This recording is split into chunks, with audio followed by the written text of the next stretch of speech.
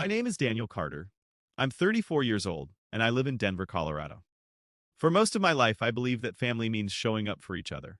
Even on the small days, even on the days that don't matter to anyone else. But 3 years ago, on my own birthday, I learned that the people I loved most didn't believe that at all. I wish I could tell you this story started with a fight, a slammed door, a screamed accusation, but it didn't.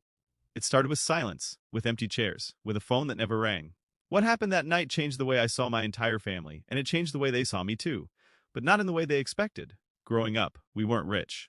My father worked in a hardware store for 20 years. My mother cleaned offices at night so she could be home when we left for school in the morning. I have two siblings, my older sister Rachel and my younger brother Kevin. We didn't have much, but we had each other. Every birthday, no matter how tight things were, my mother would bake a cake from a box mix and stick candles in it, and we'd sing off-key in our tiny kitchen. It wasn't fancy, but it was ours. When I grew up, I worked hard. I studied business at a community college, took every extra shift I could find, and eventually built a small logistics company from nothing. It wasn't a fortune, but it was mine. And slowly, without ever making a big announcement about it, I became the person my family quietly leaned on. When my parents' roof needed replacing, I paid for it. When Kevin needed help with his wedding, I covered the deposit. When Rachel's husband lost his job for 6 months, I was the one sending money so their kids could stay in the same school. I never asked for thanks. I never wanted a plaque on the wall. I just wanted to be part of something that mattered. But somewhere along the way, something shifted.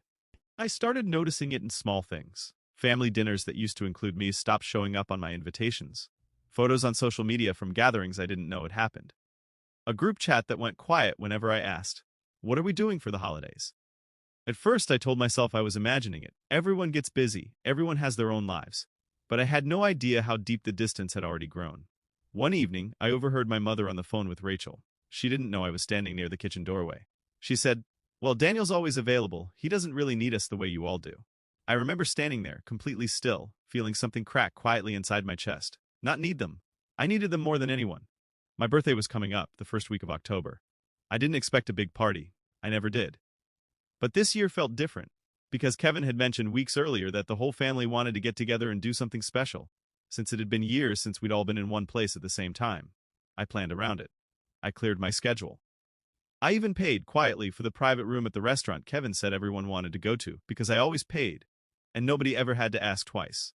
3 days before my birthday, Rachel texted the family group chat. "Hey everyone, so excited. We're doing Mom and Dad's anniversary trip to the lake house that weekend instead. It's going to be so special, we can't miss it. My birthday was that same weekend." Nobody said my name, nobody asked if I minded. It was as if the date on the calendar simply didn't belong to me anymore. I sat there staring at my phone for a long time. I typed out 3 different responses and deleted every one of them. I didn't want to sound bitter. I didn't want to be that guy who made everything about himself. So I just wrote back, "Sounds fun. Have a great time." But inside, something was breaking. That's when everything changed, not because of one skipped birthday, but because of what it revealed.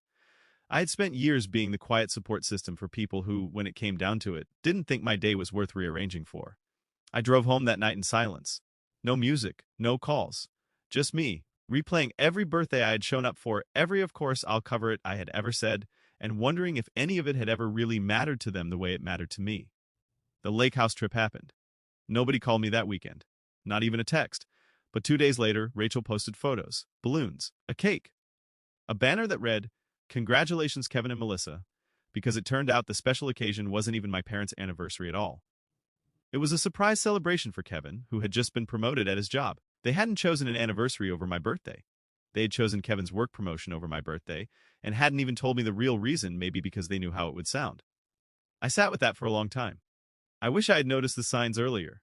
The quiet exclusions, the missing invitations, the group chat that went silent whenever my name came up. It wasn't one moment. It was years of small moments, finally adding up to one very clear answer. I wasn't being forgotten by accident. I was being deprioritized on purpose. I didn't want revenge in the way people usually imagine it. No screaming matches, no dramatic confrontations at family dinners. I wanted something quieter. Something that would make them understand, without a single raised voice, exactly what they had been taking for granted. Here's what most of my family didn't know. I wasn't just helping out here and there. Over the past 6 years, I had quietly become the financial backbone of almost everything they considered normal. The roof over my parents' house. The second mortgage payment came from my account through a direct automatic transfer, not theirs, because the bank had rejected them the first time, and I stepped in without telling anyone but my father. The lake house they'd just celebrated Kevin's promotion at, I was the one paying the annual property taxes on it, because my parents couldn't afford to keep it otherwise, and I never wanted them to feel like they might lose the one thing that made them proud. Kevin's promotion party even had a professional photographer. I recognized the invoice a week later. Rachel had used the family emergency fund to pay for it. The fund I had been quietly refilling every few months for the past 2 years. I realized something in that moment. My family didn't just forget my birthday. They had built an entire lifestyle on my invisible support while treating my presence as optional. I didn't yell. I didn't confront anyone. Instead, I made a decision that would let the truth speak for itself. I called my accountant and asked her to prepare a simple, clear summary. Every payment, every transfer, every quiet contribution I had made to my parents' home, Rachel's family, and Kevin's life over the past 6 years. Not to shame anyone, just so the truth would finally exist somewhere outside of my own memory. I also made one more decision. Right then and there, I quietly canceled all my automatic payments and recurring transfers. As the weeks went on, heading into Thanksgiving, I let it be known, gently, that I had a work trip planned. No drama, no explanation, just a quiet step back. For the first time in years, I stopped paying the bills I had quietly covered without anyone asking. Not out of cruelty, but because I finally understood that love without acknowledgement isn't love. It's just being used. What happened next still shocks me, because I never expected the truth to come out the way it did. 3 weeks later, my mother called me, her voice tight with confusion. The automated mortgage payment had bounced. The annual property tax notice on the lake house had arrived with a red past due stamp. Rachel, frustrated and stressed, called a family meeting. The first one in years where everyone was actually required to show up. I came. I didn't come with anger. I came with a summary my accountant had prepared, printed neatly, no exaggeration, just facts. I laid it on the table and said calmly, I think we should talk about who's actually been holding this family together for the last 6 years. The room went quiet. My father's face went pale as he read the mortgage line first. My mother covered her mouth. Rachel wouldn't look up from the paper. Kevin, who had been so proud of his promotion party, realized exactly where that emergency fund had really come from. Nobody said the word birthday. But everyone in that room understood exactly what this was really about. I didn't ask for repayment. I didn't cut anyone off completely, because despite everything, they were still my family, and old love doesn't disappear overnight. But something fundamental changed that day. My parents refinanced the mortgage properly, this time in their own names, with a plan they built together, instead of relying on a safety net they never even acknowledged existed. Rachel apologized. Not a quick, brushed-off sorry, but a real conversation where she admitted she had stopped seeing me as a person with my own needs, and had started seeing me only as a solution to problems. Kevin was quieter about it. It took him almost a year to really say the words. I didn't think about how that looked, skipping your birthday for my party, but eventually he did. The following October, on my next birthday, something happened that hadn't happened in years. My phone rang at exactly 8 a.m. It was my mother, and in the background I could hear my father and Rachel already in the kitchen. She said, we wanted to be the first ones to say it this year. It wasn't a fancy party. There was no banner, no professional photographer. Just a homemade cake, slightly lopsided, with too many candles crammed onto one side. But for the first time in a long time, I felt like my day actually belonged to me. Looking back now, I don't regret the years I spent helping my family. I don't regret the roof, the mortgage, the quiet support I gave without asking for credit. What I regret is staying silent for so long about how invisible it made me feel.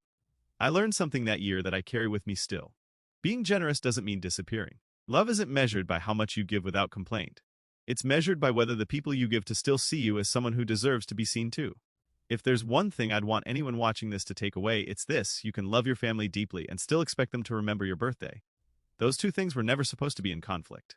And if they are, in your life, right now, maybe it's time for your own quiet truth to come to the table too.